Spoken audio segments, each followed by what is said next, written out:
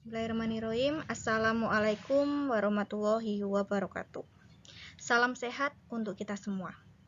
Selamat datang para peserta didik baru di SMP Negeri 5 Batang. Tetap jaga kesehatan dimanapun kalian berada. Perkenalkan, saya Bu Vivi yang nanti akan menyampaikan materi tentang wawasan kebangsaan. Dan nantinya akan dilanjutkan oleh Bu Ana yang akan menyampaikan materi tentang wawasan Wiyata Mandala. Baiklah anak-anak, mari kita mulai materi wawasan kebangsaan.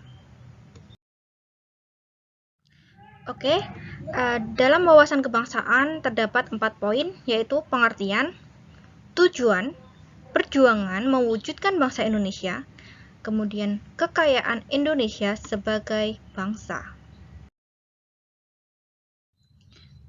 Pengertian dari wawasan yaitu hasil mewawas, tinjauan, ataupun pandangan.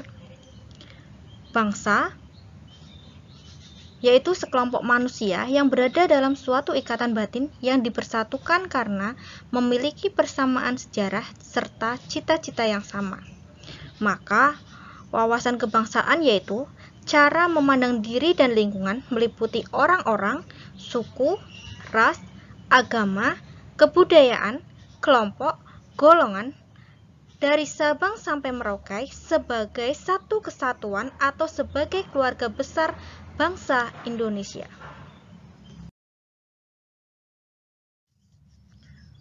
Tujuan wawasan kebangsaan sendiri yaitu untuk memberikan pemahaman serta mewujudkan kualitas peserta didik yang berkarakter dan berwawasan kebangsaan yang baik.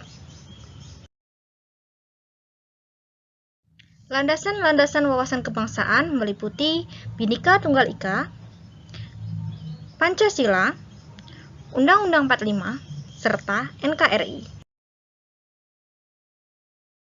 Wujud perjuangan bangsa Indonesia meliputi perjuangan fisik, Pancasila, Undang-Undang 45, Proklamasi, dan Sumpah Pemuda. Berikut ini ada beberapa contoh dalam perwujudan perjuangan bangsa Indonesia.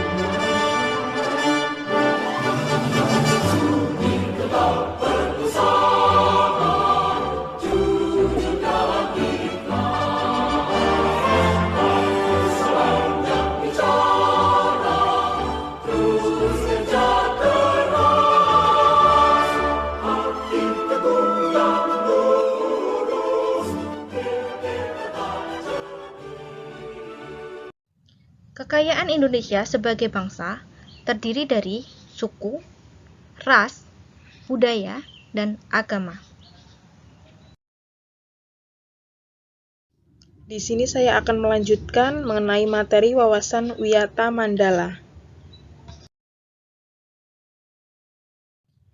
Yang pertama, ada pengertian dari wawasan Wiyata Mandala, fungsi sekolah, ciri-ciri sekolah sebagai masyarakat pelajar, prinsip sekolah, penggunaan sekolah, juga mekanisme dalam pelaksanaan Wiyata Mandala.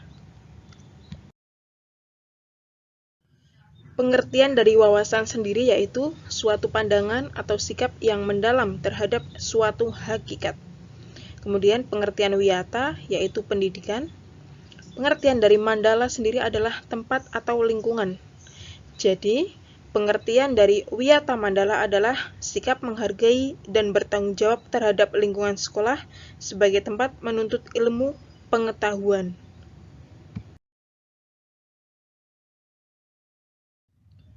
Fungsi sekolah yaitu sebagai tempat masyarakat belajar karena memiliki aturan atau tata tertib kehidupan yang mengatur hubungan antara guru, pengelola pendidikan siswa dalam PBM untuk mencapai tujuan pendidikan yang telah ditetapkan dalam suasana yang dinamis. Berikut ciri-ciri sekolah sebagai masyarakat belajar. Yang pertama, ada guru dan siswa, timbulnya PBM yang tertib. Kedua, tercapainya masyarakat yang sadar, mau belajar dan bekerja keras. Tiga, terbentuknya manusia Indonesia seutuhnya. Ada beberapa prinsip sekolah, di antaranya sekolah sebagai wadah atau lembaga yang memberikan bekal hidup. Kedua, sekolah sebagai institusi tempat peserta didik belajar di bawah bimbingan pendidik. Ketiga, sekolah sebagai lembaga dengan pelayanan yang adil atau merata bagi stakeholder-nya. Keempat, sekolah sebagai lembaga pengembangan bakat dan minat siswa. Kelima, sekolah sebagai lembaga pembinaan potensi di luar intelijensi. Keenam, sekolah harus memberikan perhatian serius untuk mengembangkan kemampuan emosional dan sosial, kemampuan berkomunikasi dan berinteraksi, kemampuan bekerja sama dalam kelompok, dan lain-lain. Ketujuh, sekolah sebagai wahana pengembangan sikap dan watak. Kedelapan, sekolah sebagai wahana pendewasaan diri. Dan yang terakhir, sekolah sebagai bagian dari masyarakat belajar atau learning society.